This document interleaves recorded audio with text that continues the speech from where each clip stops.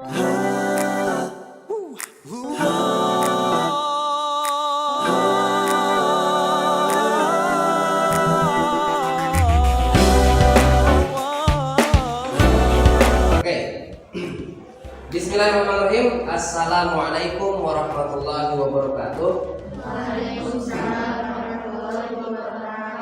Berjumpa lagi dengan saya sendiri sebagai pelatih dari Ekskul Islam. Terus ide gagasan untuk vlog untuk kegiatan-kegiatan Islam. Sekarang kita menjawab pertanyaan dan jawaban dari part yang pertama. Oke, di sini ada guru bahasa Indonesia Pak Mahmud Ramdhani, SPD, MPD lagi, wah luar biasa, pendidikannya luar biasa. Di sini juga ada anak-anak siswa yang mungkin nanti akan mau bertanya, apakah mungkin bisa menjawabnya sangkut paut tentang bahasa ini? Yang tentu saja sekali lagi tentang hal bahasa yang namanya penggunaannya. Hal apanya? Yaitu tentang najis. Apa itu najis? Dalam hal bahasa. Langsung saja kita tanya pada Pak Mahmud. Coba Pak, dalam segi bahasa kemarin itu ada yang menyebutkan, itu hinaan najis itu apa dan sebagainya udah ditayangkan. Nah, secara bahasa dalam bahasa Indonesia najis itu apa? Dipersilakan. Biasa saya berhenti. Baik, terima kasih Pak Wawan atas kesempatannya. Bagi teman-teman juga, ya ini mungkin karena kalau bicara bahasa itu kan ada dua sisi ya. Dalam bahasa itu ada sisi preskriptif dan ada sisi deskriptif. Bahasa apa ya? Yang dimaksud preskriptif itu adalah sesuatu yang berkaitan dengan bagaimana seharusnya. Jadi kalau preskriptif itu hubungannya dengan benar atau salah berdasarkan teori. Sedangkan yang kedua ada dilihat dari sudut deskriptif. Sudut deskriptif itu deskripsi. Kita sudah mengenal teks deskripsi kelas 7. Kelas 7 ya? Kelas ya? Pemahaman baru, kenapa itu? Ya, kalau deskripsi itu kan kita menggambarkan apa yang ada, apa yang terjadi di masyarakat. Jadi kalau deskriptif itu bisa saja secara teorinya salah, tetapi ternyata kejadian di masyarakat itu umumah. Makanya kadang-kadang dalam segi bahasa itu ada yang kesalahan dianggap benar, sedangkan yang benar dianggap salah. Misalkan Pak, kalau misalkan salah dan dianggap benar dikarenakan banyak yang mendukung, itu gimana?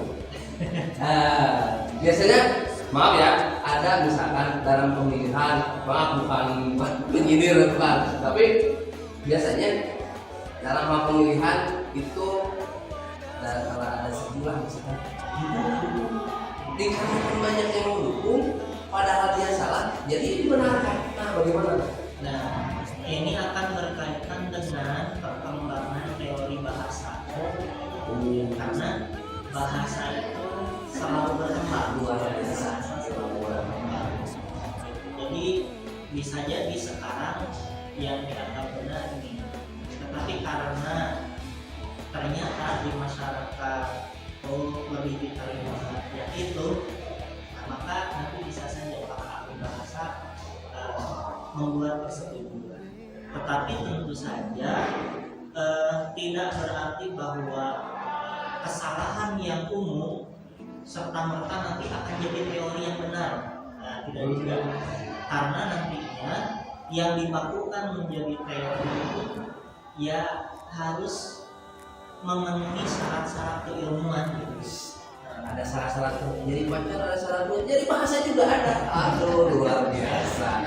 keilmuan lah. Makanya yang masih sekolah silakan belajar yang rajin, baik-baik belajarnya, jangan leha. Wih, SPD, MPD lagi, wah luar biasa. Ada lagi Pak? Ya, kalau dikaitkan dengan tadi yang awal tentang najis ini, kenapa Bapak sampaikan dulu tentang deskriptif dan preskriptif tadi? Karena najis itu kalau secara bahasa tentu saja kita akan bisa melihatnya dari dua sisi makna. Betul kan? Kemarin dua sisi makna yang memang harus dilihat dan apa sih yang benarnya kan sekarang? Mungkin kalian sudah kenal makna denotasi dan makna konotasi. Dibahas lagi di sini di kelas dibahas. Bahas lagi. Pernah? Pernah? Lupa lagi. Lupa. Ya. Banyak lupanya daripada ingatnya. Aduh, masya Allah. Karena memang sekarang itu ya agak anehnya itu kita kalau di bahasa itu lebih ditekankan untuk teks, jadi lebih memahami teks, sehingga kadang-kadang kita lebih mengesampingkan pemahaman tentang teori bahasanya di kurikulum. Tapi ya tentu saja kita harus tetap menyeimbangkannya antara pemahaman bahasa dengan teorinya. Karena kalau kita paham teori, besar kemungkinan kita akan lebih paham. Ya. Nah, kembali lagi, makna itu dibedakan menjadi dua. Ada makna denotasi, ada makna konotasi. Makna denotasi secara umum sering dipahami sebagai makna sebenarnya, makna yang sesuai dengan kamus. Ada orang mengatakan makna yang sesuai dengan kamus, makna yang sebenarnya. Kalau bahasanya bahasa lugas, jadi apa yang disebutkan jadi itu yang dimaksud. Seperti jujur ya, jujur. Apa yang dilihat, apa yang dikatakan, apa yang dirasa itu yang dikatakan. Jujur, hampir sama kan? Oke. Selanjutnya, sedangkan yang kedua makna konotasi. Kalau makna konotasi secara sederhana ada yang menyatakan makna yang bukan sebenarnya. Ya. Ada juga yang menyebutnya makna yang sudah ada kiasannya, ya makna kiasan. Ya. Makna kiasan. Ada pula yang menyebutnya makna yang didasarkan pada nilai rasa. biasanya puisi ya, Nilai rasa. Ya, nah contohnya kita masukkan ke najis tadi ya. Kata najis itu sebetulnya bisa kita lihat dari KBBI juga ada ya. Najis itu adalah kotoran atau sesuatu yang dianggap kotor. Ada sama lu yang najis dari agama lu. Nah, lumayan. Kalau di agama itu tentu saja najis itu menjadi satu istilah. Ya, istilah karena memang najis itu punya makna khusus di bidang keagamaan. Kalau secara bahasa oke lah, kotoran atau sesuatu yang dianggap kotor.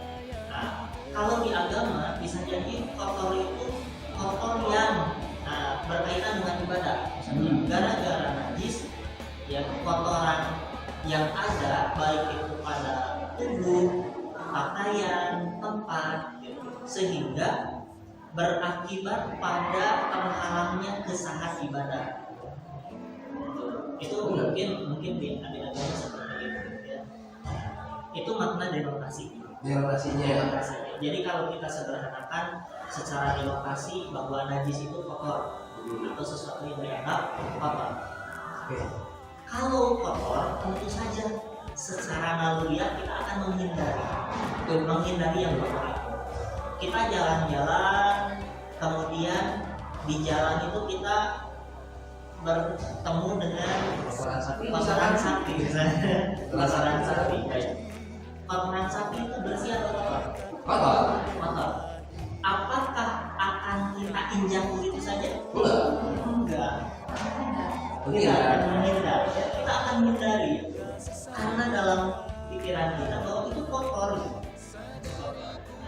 Kalau dari segi agama tentu saja itu akan berakibat pada ketidaksana atau terhalangnya ibadah kita. Nah, itu secara demokrasi. Jadi secara umum kita sudah tahu bahwa sesuatu yang kotor akan kita hindari. Sedangkan dilihat dari makna konotasi. Konotasi itu kan menilai rasa tertentu. Tadi Pak Wawan mencontohkan najis urang mah panggil si eta mah. Najis urang mah panggil si eta. Nah, najis di sana bukan najis yang mengandung makna konotasi, tetapi makna konotasi. Seolah-olah si orang yang berbicara tadi sudah memvonis bahwa bertemu dengan si X itu sesuatu yang harus dihindari. Pokoknya kayak panggil si eta. Nah, seperti itu ya. Jadi ada nilai rasa. Nilai rasa benar. Rasanya apa? Bisa jadi rasa benci, rasa amok gitu kan, marah atau yang ini benci. Kebiasaannya. Najis Nah, itu misalnya ya. Atau kalau mungkin di kelas ada kerja kelompok atau kelompok ya, ada orang bilang harus sekelompok dengan dia, najis. Berarti kan itu menunjukkan perasaannya, menunjukkan perasaannya. Maka dari itu, terusan sudah diterangkan dua hal dari bahasanya. Nah, kesimpulannya boleh atau tidak dalam penggunaannya. Nah, dalam kata bahasa nih, boleh atau tidak dalam penggunaannya. Lalu kalau boleh, oke lah boleh, pasti tidak ada lanjutnya. Kalau nggak boleh, ada penggantian konotasinya yang mungkin lebih baik dari segi dari yang nonton ataupun yang subscribe ataupun ada yang dari sini nantinya mengubah kata bahasanya dari kata najis itu jadi kata yang memiliki apa? Oke, boleh. Jadi menurut saya yang namanya bahasa itu sebenarnya komunikatif. Asal di antara kita dan orang yang tidak bisa saling mengerti, saling mengerti, bisa oke digunakan asal di antara kita dengan yang saling mengerti bisa juga kita tahu dari segi bahasa. Ada nggak penggantinya tuh?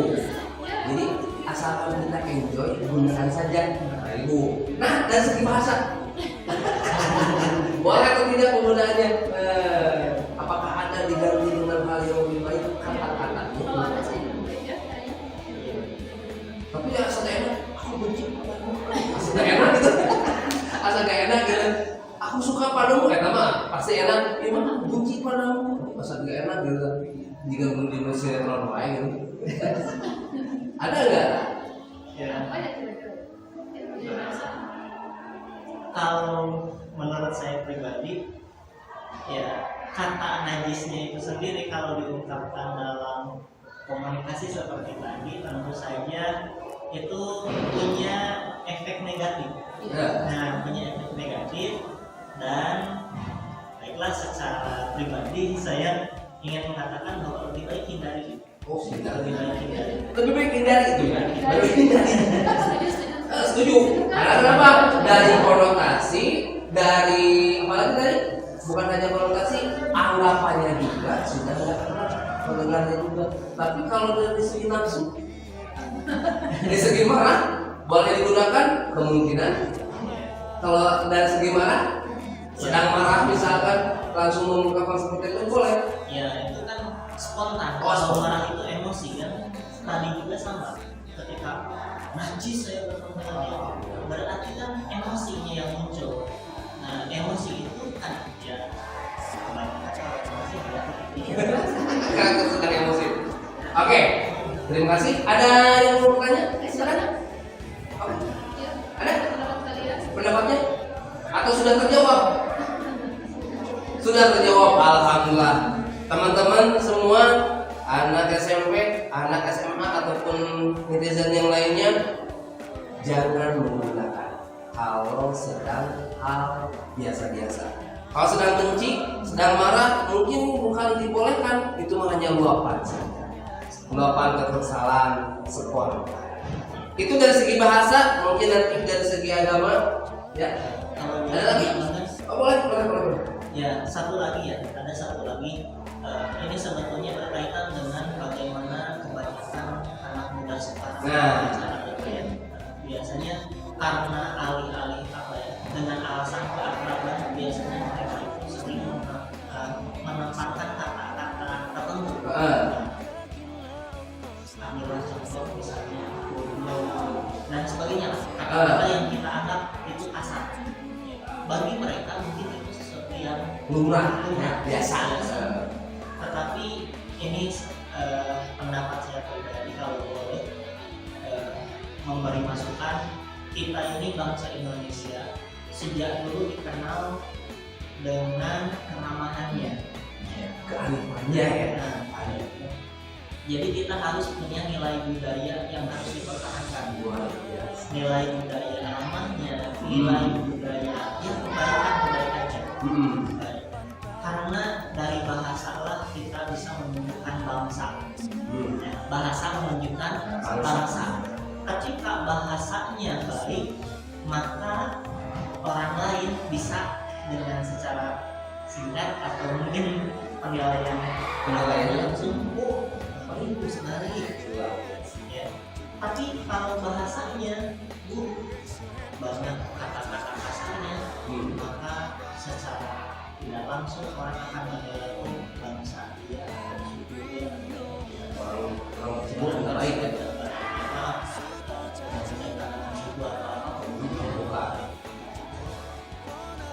Nanti Siap. Oke. Tuh ada tambahan. Amanah. Jangan hina suku lain, jangan hina teman, sahabat dan sebagainya. Karena kenapa? Ada nilai tertentu dalam bahasa. Baik dan tidaknya kembali lagi pada diri. Ketika kita berbicara tidak baik, kata orang lain, ya, yang baru kenal kita, berarti kita dicap, oh dia tidak baik. Apalagi kalau baik, itu lebih bagus. Oke, terima kasih. Nggak ada? Tambahan lagi dari ibu, silakan. Tambahan dari ibu ya, bahkan ada sebuah hadis yang mengatakan bahwa kul khairun Wow, bicara yang baik. Itu kan selalu kita kita berbicara yang baik. Dan sebaiknya kalau kita tidak bisa berbicara yang baik, sebaiknya kita diam itu adalah emas. Kalau saat itu mungkin berbicaralah yang baik. Kalau tidak bisa berbicara yang baik, sebaiknya diam. Ada tambahannya, luar biasa untuk hari ini ketemuannya. Dari segi bahasa, dari kelas ternyata terkumpul di sini. Luar biasa. Oke, terima kasih ya. Alhamdulillah sudah selesai dari segi bahasa kita bahas. Maka ya, part yang selanjutnya dari segi agama. Amanatnya apa dari segi agama nanti kita lihat. Tunggu kegiatan yang selanjutnya dari kami, official visual ataupun yang sebutnya visual. Terima kasih. Wassalamualaikum dari saya sendiri sebagai pembawa acara. Ya. Lalu untuk yang bertanya dan sebagainya, terima kasih pula. Yang menambahkan, terima kasih pula. Jangan lupa subscribe, ya, like IG-nya, YouTube visualnya, agar kita mendapatkan sesuatu hal yang lebih tentang keilmuan. Wassalamualaikum warahmatullahi wabarakatuh.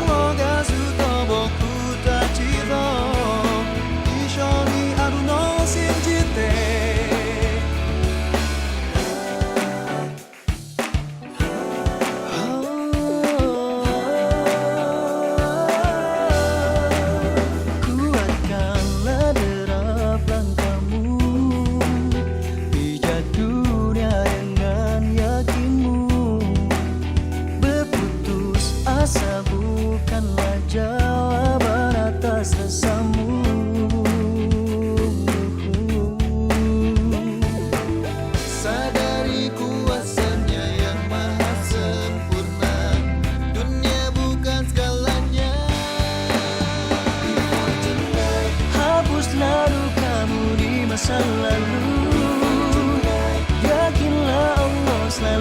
bersamamu. Masih ada hari esok untukmu.